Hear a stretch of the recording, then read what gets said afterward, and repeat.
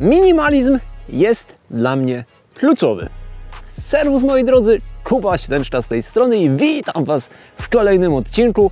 I dziś będę Wam opowiadał w dalszym ciągu o tym urządzeniu, które właśnie teraz mnie nagrywa, czyli o Action 4 firmy DJI.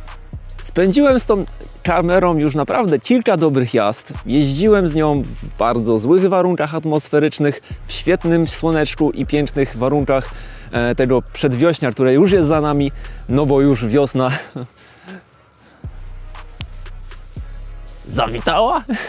zawitała w nasze skromne progi i mogę zdecydowanie już powiedzieć o kilku plusach, kilku minusach kamery DJI Osmo Action 4. Moim zdaniem nie ma urządzeń, które są idealne. Zarówno te high-endowe zawsze mają jakieś plusy, zawsze mają minusy, coś nam się podoba mega, a są rzeczy, które nas tam lekko trapią i chcielibyśmy je zmienić. Ja w Action Camach przede wszystkim szukam tego, żeby one były bardzo łatwe w użyciu, miały świetną jakość, no i przede wszystkim były odporne na wszelkiego rodzaju sytuacje, które są spotykane w życiu codziennym, wtedy kiedy nie mamy super nagrywek ustawionych, kiedy jedziemy tylko i wyłącznie z myślą, że musimy nagrać dobre sceny reklamowe, etc. Tylko właśnie w takim życiu, kiedy idę na trening, kiedy cioram, kiedy przy okazji widzę, że lecą jakieś żurawie, chcę je nagrać, zrobić przebitkę, raz, dwa, wyciągnąć kamerę. No i w takich sytuacjach właśnie przeważnie zdarzają się jakieś upadki, a te też są już za mną właśnie z Action, więc absolutnie kamera przeszła już ze mną to, co miała przejść i mogę dzisiaj poopowiadać, co o niej sądzę. Ale nie tylko na tym chcę się skupić, bo też chcę Wam sprzedać moje ustawienia, takie, które uważam, że są naprawdę odpowiednie do nagrywania w 4K, w jakości, która się w zupełności nadaje do tego, żeby je opublikować w firmach komercyjnych, ale też w takich vlogach jak dzisiejszy. Więc 3 rzeczy, o których dzisiaj będę chciał Wam powiedzieć, czyli plusy, minusy, ustawienia. Już Wam wspominałem w poprzednim materiale, że tak naprawdę decyzja podejmowana była naprawdę przez długi czas. No i w przypadku poprzedniej kamery, czyli GoPro Hero 8, czyli naprawdę już dosyć starego modelu, największą bolączką zawsze było to, że musiałem mieć ze sobą mnóstwo pakietów, czyli akumulatorów. W zeszłym roku, mniej więcej o tej samej porze sezonu, robiliśmy podjazd w Sierra Nevada i zabrałem ze sobą oczywiście jak najmniej sprzętu, bo trasa była tam 140-kilometrowa zaplanowana. Przewyższenia było trochę, bo prawie 3000 metrów według planów, które chcieliśmy zrobić. I w takim momencie nie chcesz mieć ze sobą mnóstwo sprzętu, który będziesz woził i który po prostu będzie po pewnym czasie ciążył. No ale tam trzeba było zabrać przynajmniej 4 pakiety, bo jeden pakiet starczał w normalnych warunkach na mniej więcej 40 minut nagrywania. I ze wszystkimi GoPro jest podobnie. Ten czas nagrywania jest niewielki. No i tutaj właśnie pierwszym podstawowym argumentem, który przekonywał mnie do tego, żeby zdecydować się na tą pchełkę, to było właśnie czas pracy na baterii. Wszystkie materiały, wszystkie wyjazdy teraz przez zimę, które wykonywałem, nagrywałem tylko i wyłącznie przy użyciu jednego pakietu.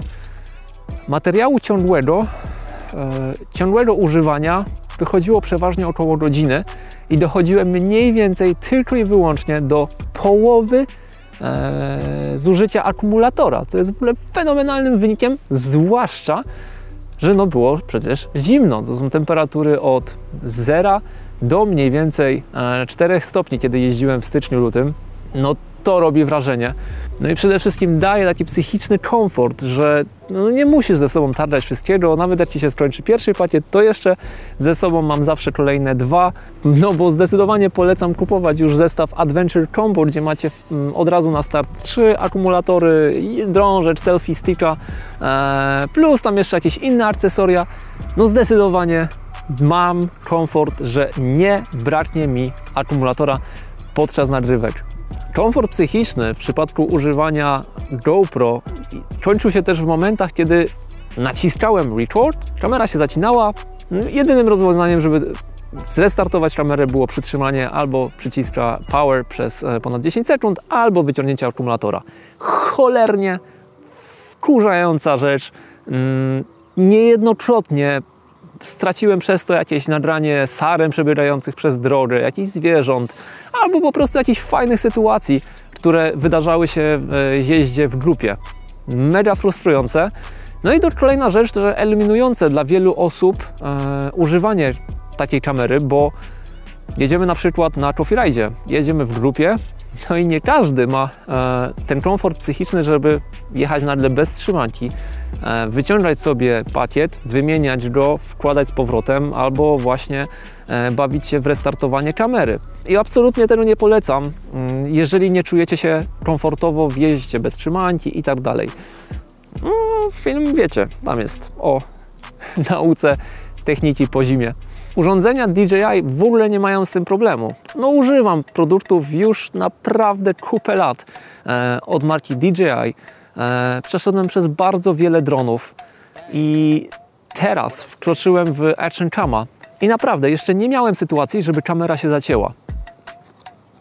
Znów daje to ogrom spokoju, zwłaszcza na ustawkach, gdzie nagle wyciągam sobie kamerę, chcę sobie nagrać przebitki do B-rolla. Nie ma problemu. Rzecz po prostu wyeliminowana stryknięciem palców. No a przecież niektóre nawet najnowsze modele GoPro mają problemy z tego typu awariami. DJI, robisz to dobrze. Ten okres teraz jest tak naprawdę świetnym okresem do tego, żeby testować funkcjonalność. Ja się tak naprawdę obsługuję DJI Osmo Action 4. I mówiąc szczerze, dla osoby, która wcześniej używała produktów DJI, nie ma najmniejszych problemów z ustawieniami.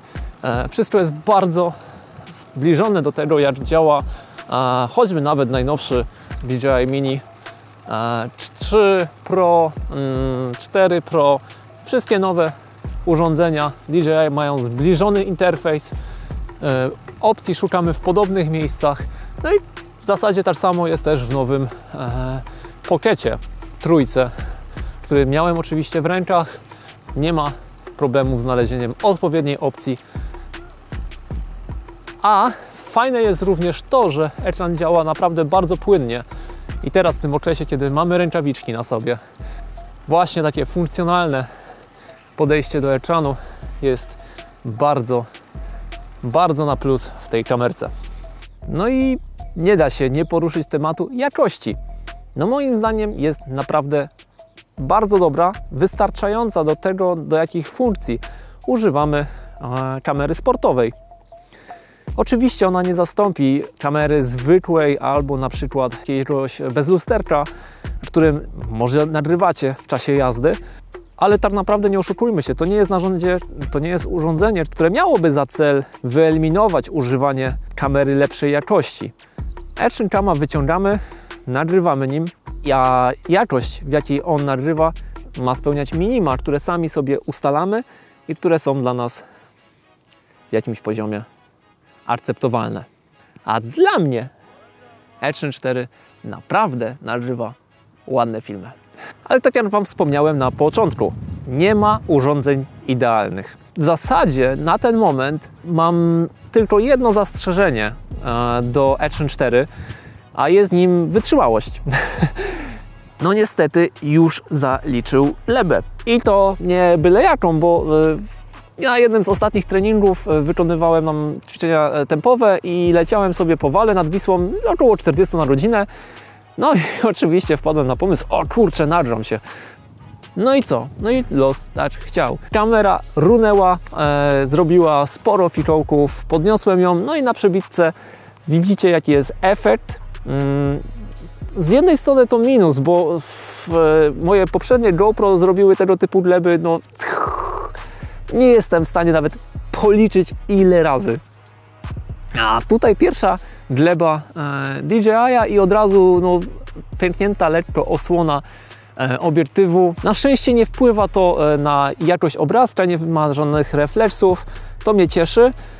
ale lekki niesmak pozostaje. Miałem nadzieję, że ona będzie troszeczkę bardziej odporna.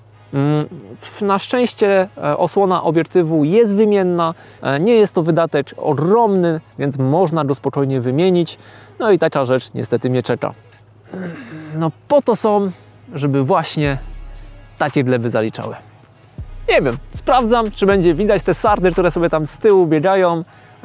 Sprawdzimy jakość obrazu, bo no właśnie chcę Wam pokazać, jak kamera się zachowuje i jakich ustawień używam ja podczas nagrywania. Presety mam ustawione do konkretnych sytuacji, więc no teraz przenoszę się troszeczkę w inne miejsce do swojego domu i stamtąd nagram Wam ostatnią część, a temat właśnie moich ustawień DJI Osmo Action 4.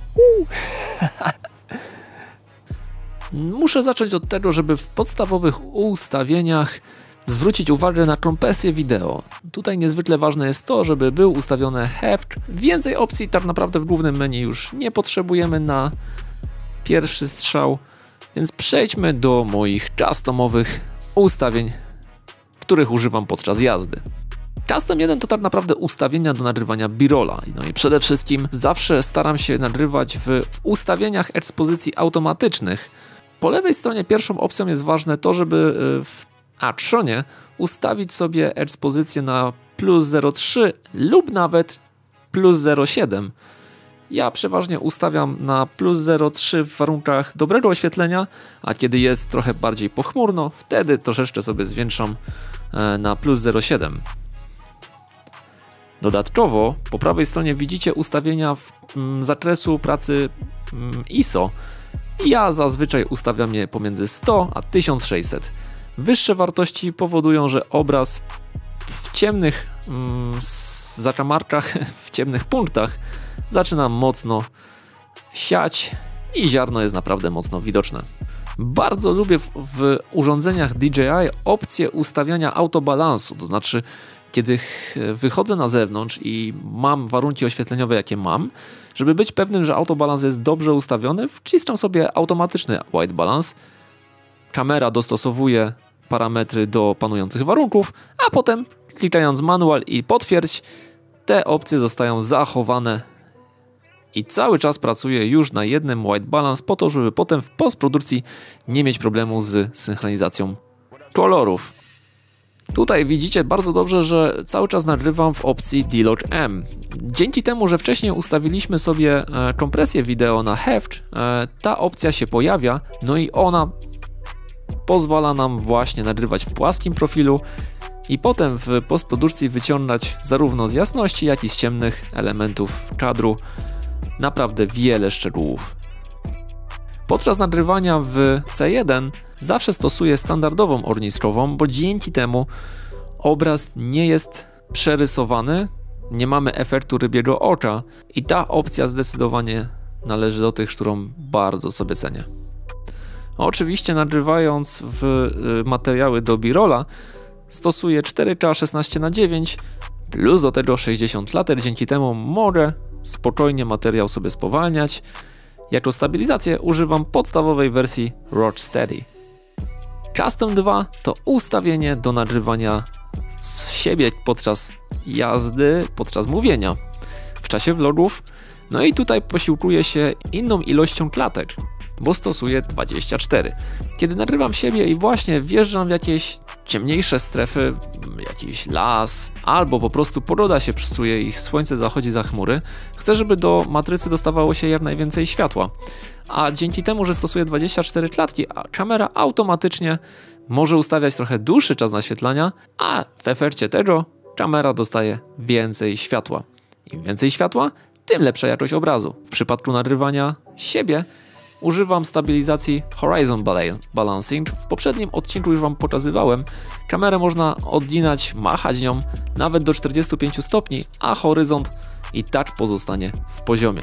Mega wygodna i fajna opcja właśnie podczas nagrywania siebie podczas jazdy, bo nie musimy się przejmować tym, czy kamerę trzymamy równo, czy nie. Trzecie ustawienie to właśnie parametr, który najczęściej używam nagrywając z twarzy, to znaczy wkładam kamerkę do zębów albo nagrywam na szelkach, na klatce piersiowej. Dzięki temu mam pewność, że kamera na pewno uchwyci to, co jest ważne, a ewentualnie w postprodukcji może sobie obraz delikatnie wyczadrować. Pod 4 mam ustawione parametry do robienia zdjęć. Zawsze pamiętajcie o tym, żeby używać zapisywania formatu jako JPEG plus RAW, bo oczywiście w postprodukcji pracuję tylko na RAWach, możemy z nich wyciągać bardzo wiele informacji, a dodatkowo, jak widzicie, ustawiony mam FOV na szeroki, co modyfikuje właśnie w postprodukcji w Photoshopie czy w Lightroomie. Mają już oczywiście ustawienia aparatu, więc dystorsja może być spokojnie usunięta w postprodukcji. Ostatnia opcja, najrzadziej używana, ale też przydatna, to jest oczywiście ustawienie na Super Slow-Mo, 120 klatek w 4K z Rocksteady. Tutaj przeważnie używam FOV-a na pozycji standardowej, a przydaje mi się to ustawienie przede wszystkim na ustawkach, gdzie chcę nagrać jakiś szybko kręcący się łańcuch, czyjeś nogi, gdzie łydki się dobrze spinają. Przeróżne detale, które w Super Slow-Mo wyglądają naprawdę atrakcyjnie. Wrzucam Wam porównanie 4 ustawień ogniskowej z wyjaśnieniem, która za co odpowiada, więc spokojnie możecie sobie zapauzować, zobaczyć, jakie różnice niesie ze sobą stosowanie konkretnej ogniskowej. Zwróćcie przede wszystkim uwagę na horyzont i druga rzecz na drzewa, jak one zachowują się w konkretnym ustawieniu. Mam nadzieję, że odcinek okaże się pomocny dla osób, które mają cały czas wahania, który system wybrać, czy GoPro, czy DJI. Więc jeżeli macie jakieś pytania, które nie udało mi się odpowiedzieć w tych materiałach, piszcie śmiało. Być może nakręcę jeszcze jeden odcinek, jeżeli będzie taka potrzeba i będziecie chcieli wiedzieć coś więcej. A dziś żegnam się z Wami. Życzę Wam bardzo ciepłych tych kilku dni wolnych związanych ze świętami.